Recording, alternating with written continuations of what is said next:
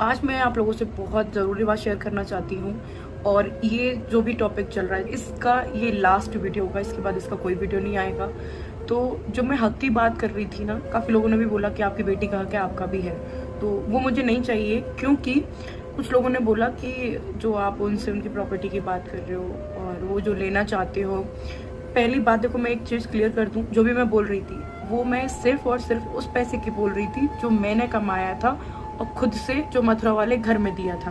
बाकी मैंने उनकी कोई भी प्रॉपर्टी की कोई बात नहीं करी। रही बात मेरी बच्चों के हक की, आज मुझे वो हक भी नहीं चाहिए, ना जो मैंने पैसा दिया वो भी नहीं चाहिए। और तो मुझे ऐसा पैसा बिल्कुल नहीं चाहिए जो मेरी इमेज पे दाग लगाए, या फिर जो भी मैं अपना हक मांग रही थी, अपनी बच्चों का हक मांग रही थी, उसमें ये चीज़ कही जाए कि सपना तीसरी शादी कर लेगी। वो तो बेचारे माँ बाप हो गए, वो बेचारे हैं, बहुत अच्छे हैं। और मुझे सच में बोल रही हूँ, ये मेरी वीडियो लाइव है, रिकॉर्डेड है, सारी चीज़ें हैं। और भी जिसको भी रखनी है ये प्रूफ रख लेना कि मुझे जो मैंने खुद का पैसा दिया था, मैंने से कमा के अपनी बच्चों के लिए इकट्ठा किया, वो जो मैं घर ले रही थी, मुझे आज वो पैसा भी नहीं चाहिए। रही बात मेरी बेटियों के हक की, मुझे वो भी नहीं चाहिए।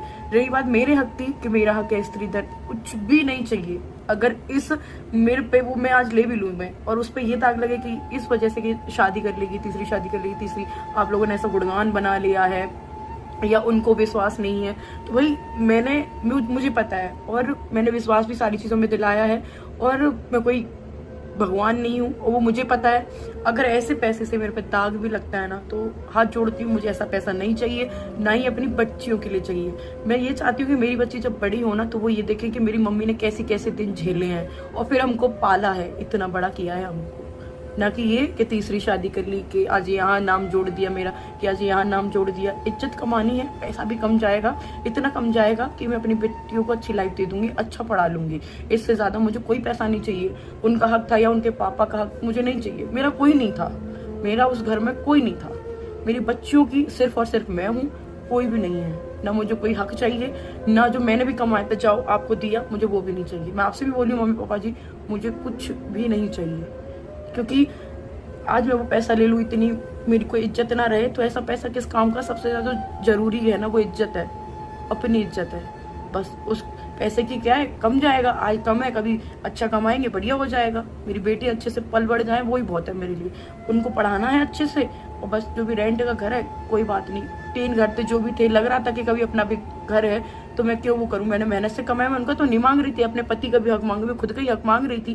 पर आज इतना मेरी इज्जत पे दाग लगे कि तीसरी शादी करेगी, इस वजह से मांग रही है। वो तो बेचारे बूढ़े माँ बाप हैं और उनको बुढ़ापे का सहारा चाहिए। तो पहले ये बात क्लियर कर दूं, बुढ़ापे का सहारा चाहिए होता ना, तो मेरे साथ जितना भी कुछ हुआ और हो रहा था वो चीज़ नहीं होती। उनको मेरी कभी ज़रूरत थी नहीं, नहीं कभी है।